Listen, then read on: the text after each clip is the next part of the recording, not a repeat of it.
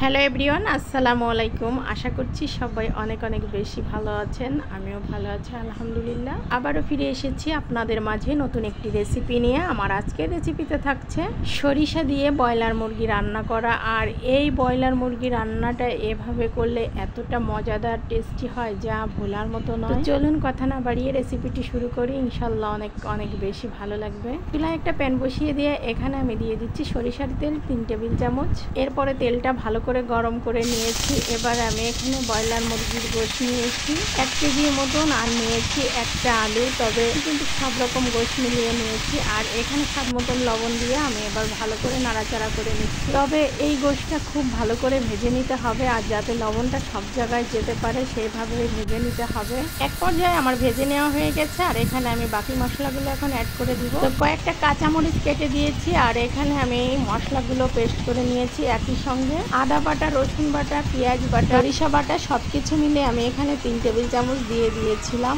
মশলাগুলো আমি একই সাথে করে নিয়েছিলাম, যার কারণে একই সঙ্গে দিয়ে দেওয়া হয়েছে। এখন দিয়ে দিব পরিমাণ মতো হলুদের গুঁড়ি, আর 1/2 টেবিল চামচ শুকনা মরিচের গুঁড়ি, 1/2 টেবিল চামচ জিরার গুঁড়ি। এইগুলো দিয়ে আমি খুব ভালো করে ভাজা ভাজা করে নিব। তবে এটাকে অনেকে কষানো বলে থাকে, তবে ভালো করে কষিয়ে নিতে হবে। পানিগুলো একবারে শুকনো শুকনো হয়ে যাবে যখন, ঠিক তখনই এসে আমি আবারও নতুন করে পানি অ্যাড করে নিব। তো অলরেডি দেখতেই পাচ্ছেন কত সুন্দরভাবে পানিগুলো শুকিয়ে গেছে এবং তেল ছেড়ে দিয়েছে। এখন আমি এখানে 1.5 কাপ মতন পানি দিয়েছি। আর চুলার জালটা হাই হিটে জাল করে নিব। এখানে যদি জালটা লো হিটে রাখি তাহলে কিন্তু মাংসগুলো অনেক নরম হয়ে যাবে, অর্থাৎ গোস্তগুলো।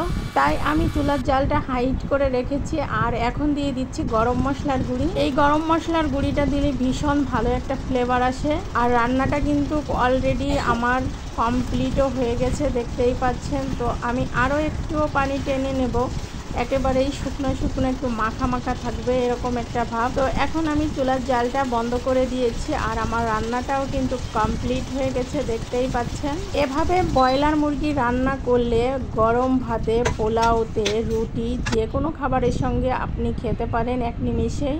রেসিপিটা আপনাদের কাছে কেমন লেগেছে কমেন্ট সেকশনে জানাতে ভুলবেন না। রেসিপি ভালো লেগে থাকলে অবশ্যই চ্যানেলটি সাবস্ক্রাইব করবেন, সেই সঙ্গে লাইক, কমেন্ট, শেয়ার। তো সকলে ভালো থাকবেন। আজকের মতো বিদায় নিচ্ছি। আসসালামু আলাইকুম।